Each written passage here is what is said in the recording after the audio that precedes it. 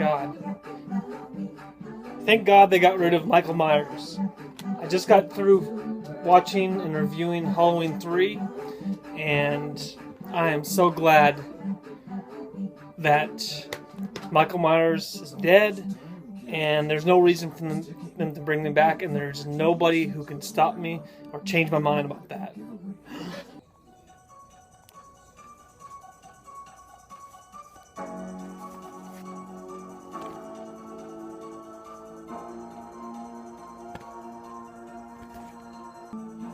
Okay.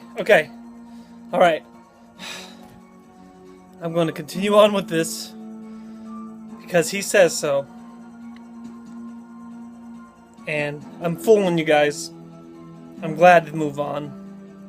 I have no problem with part 3, honestly, just by itself. But with no Michael Myers, to me, there's no Halloween series. So let's go ahead and continue on with the Halloween series with Halloween 4. And that is the return of Michael Myers.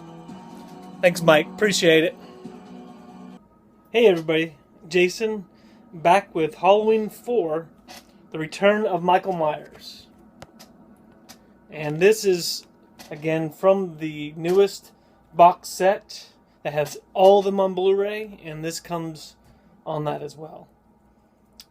I will up front say that there is a minor glitch with the disc that came with it initially, and there's about 1 minute dialogue that is off a little bit, and they did offer a replacement disc. I didn't get it, so to me it wasn't that big of a deal, but I'll just throw it out there. If you do get this, you will notice somewhere in the middle of the film the voice is off a tad bit. So we are now 10 years after the original. 1978 was the original. This was made in 1988. And it says right here on the cover, 10 years ago, he changed the face of Halloween. Tonight, he's back. And in the very beginning of the film, it's Halloween time, so it's the fall.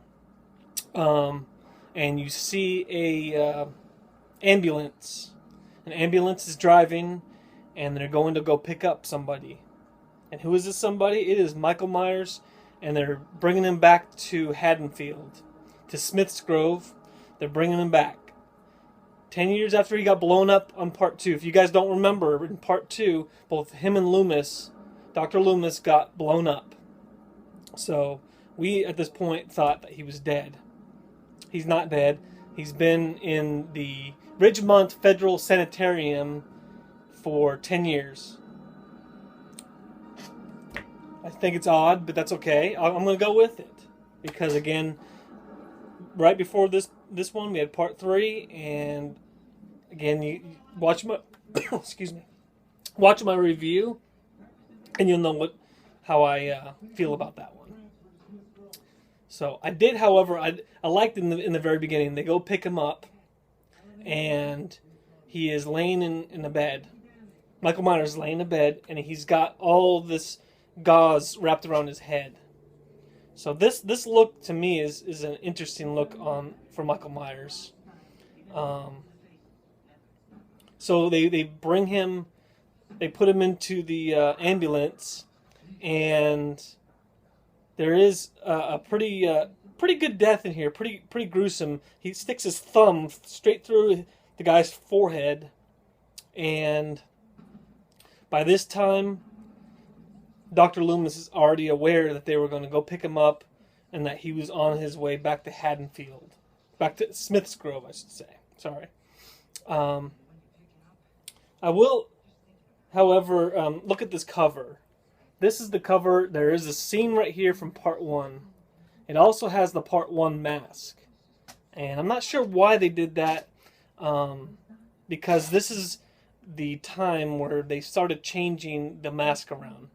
I really don't have a problem with this mask because at this point I already know what they're coming up with in the future installments.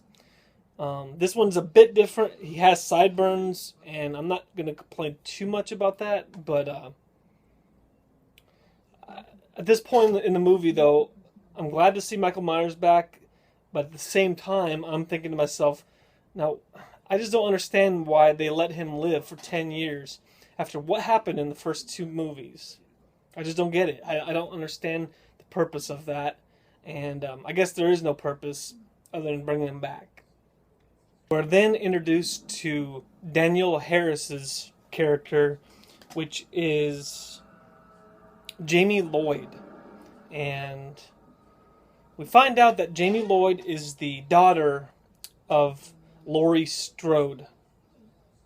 That's Jamie Lee Curtis's character, who now has died. And I'm fine with that. They're taking the storyline into another direction, and now you are following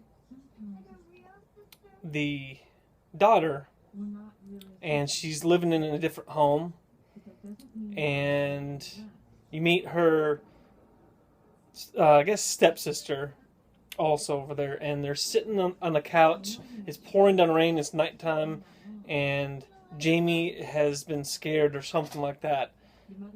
And apparently the stepsister knew Laurie Strode a little bit. And there's a few things I have a problem with in this movie, and that's as throughout they purposely put photos of Jamie Lee Curtis on there. Now I think it's hilarious that they picked,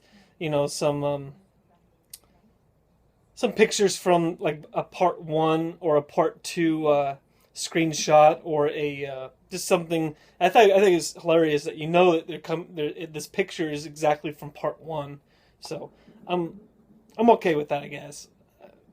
I only point that out just because I think it's kind of funny. So basically, that's what Michael Myers is. That's what he's doing in this movie. He has decided that he is going back to Haddonfield, and he needs to get rid of all his family, and that's why Jamie Lloyd here she's cursed with the family, the history of the family, and that's what Michael Myers is going after. You then are shown Jamie. She's over there. She's saying her prayers before she goes to bed. It's pouring out. There's lightning. And she constantly sees Michael Myers. At this point, as the audience, you don't know if this is really Michael Myers or if this is just in her imagination. So you do see Michael Myers in there. She's screaming, crying, and they show up there, but he's not in the room. So at this point, it's in her imagination. That's how I feel. You then see them in the next morning, and Rachel's the other foster daughter of this, and just like any other 80s type sitcom or movie, there's some funny, I don't think it's funny moments, but unneeded stuff. Like, for example, the mom is like, "You're going to eat some more than that," and she's like, "Mom, I'm trying to lose weight. Do you want an oinker for a daughter?" And it's, I guess that's typical for a teenage daughter, but unnecessary. Then, of course, it's Halloween, and of course, they have a babysitter that's going to babysit Jamie, and they call and they can't make it. So, of course, the parents have to ask Rachel to do it, and she has a date, and she is telling them no, and then at the same time Jamie shows up and she's like, "I'm sorry I ruined everybody's fun," or something like that, and she walks off. So this girl has gone through a lot, I'm sure, with Laurie Strode dying. Also, it just seems like, the sister kind of loves her, but then, you just get the vibe that they're not clicking right away. Rachel then goes upstairs and apologizes to Jamie, and she does end up saying, "Hey, I'll take you trick-or-treating. I will take you trick-or-treating, and I'll go on a date some other time." So they make up. The very next scene, absolutely funny. This is the very first time you see Dr. Loomis in this movie, and it's a shot from the back. So he's walking down a hallway, and you see the shot in the back. Because remember, the last time we saw him, he got blown up by that explosion at the hospital in part 2. So I, like anybody else, am curious.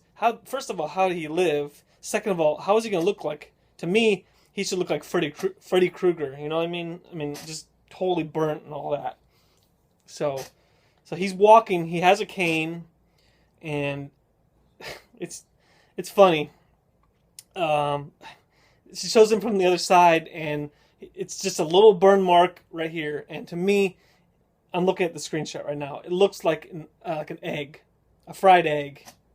That's skin color right here with a yolk in the middle. I don't know. I mean, he must have had some plastic surgery through the 10 years and there he is again, like the first two. He goes over to this place and he tells them, why am I not notified that you are going to they're transporting him? And at this point, nobody there knows that the Michael Myers has killed those 2 ambulance drivers, and they think everything's gonna be fine. But of course, Dr. Loomis knows better than that, and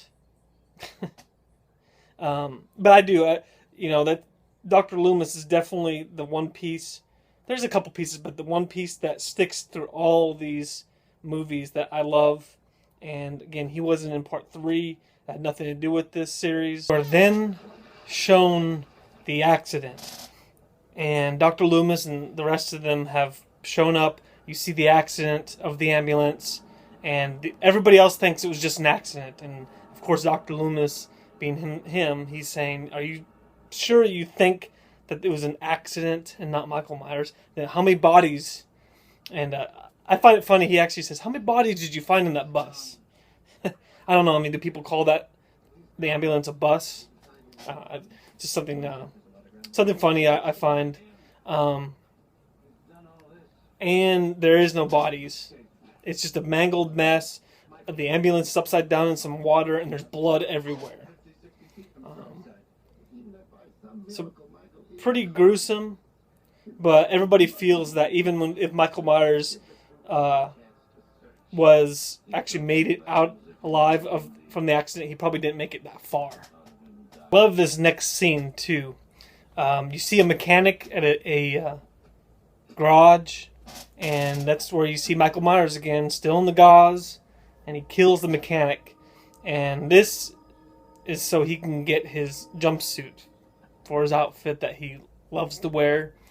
You then see Dr. Loomis show up in his car as he's trying to fill up.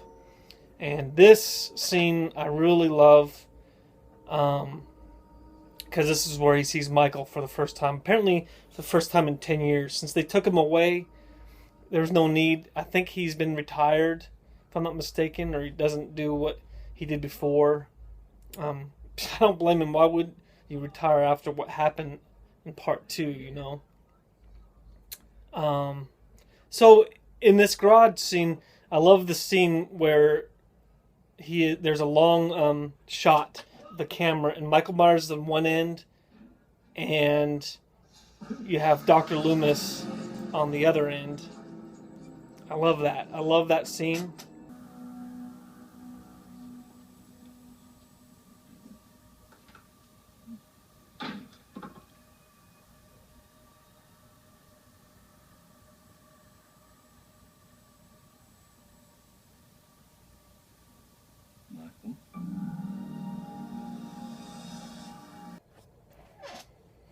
The next scene, it's just too much for me.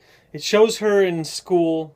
It shows Jamie in school, and the kids are making fun of her. It's Halloween, and they're saying stuff like, it's always Halloween for you at your house.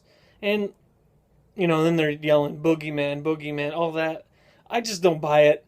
I don't know why these kids... kids are going to be mean to kids, but why is this public knowledge at the school that her mom? I mean, I guess it's a big event in Haddonfield, but I don't like why they would do that. But they're just trying to make it look, I guess, rough on Jamie, which it certainly is rough up to this point so far. So now they go take her to go pick out her Halloween costume. And I actually like this scene, and there's one particular moment in this part that I love. So far we saw Michael Myers take the jumpsuit for him, and at this point he doesn't have anything to wear. And they could have picked the same mask, but we do know that the mask was probably burnt in part 2. So, but as she's wandering around the store, it actually, if you look in the back, it's the Michael Myers mask. So later on, he's going to steal that one too. So I thought that was really cool. So I'll go ahead and insert a picture right here.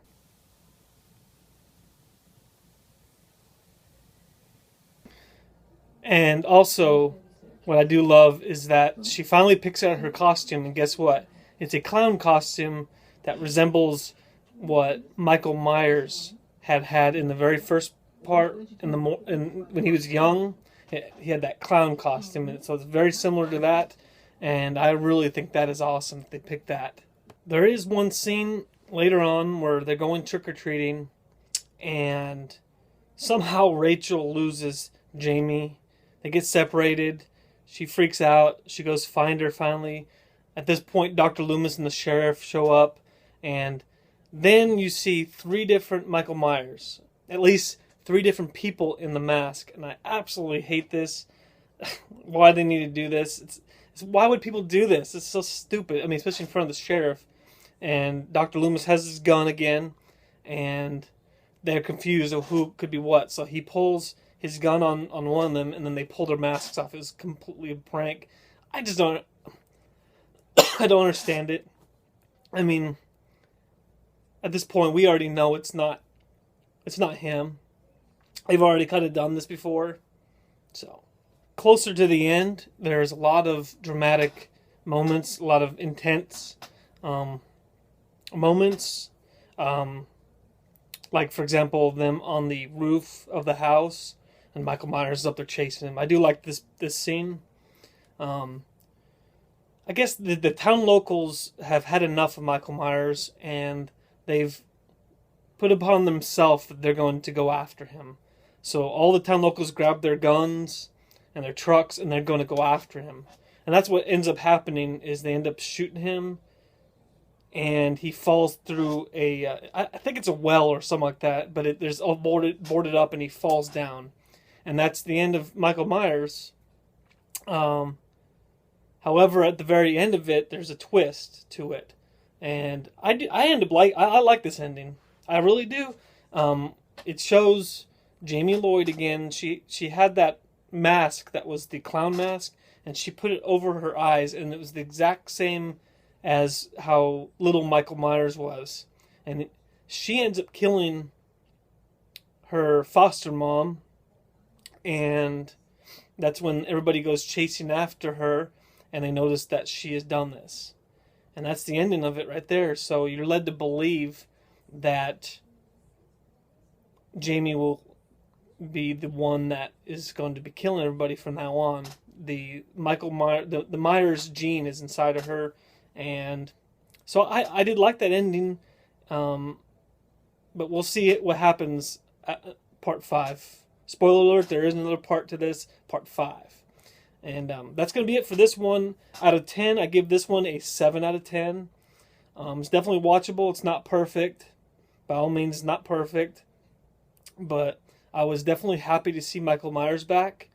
But we'll see how I feel about that moving forward with the series when I do Halloween 5. And that is the Revenge of Michael Myers. Alright, everybody. Take care and make sure to subscribe here. I would appreciate very much if you subscribe to this channel here on YouTube. Also go to Facebook. Go to facebook.com/DVD Review Dude and give that page a like, and I do update that page. All right, everybody. Until next time, I will see you next time on the next movie review. Have a good day, and we'll see you next time.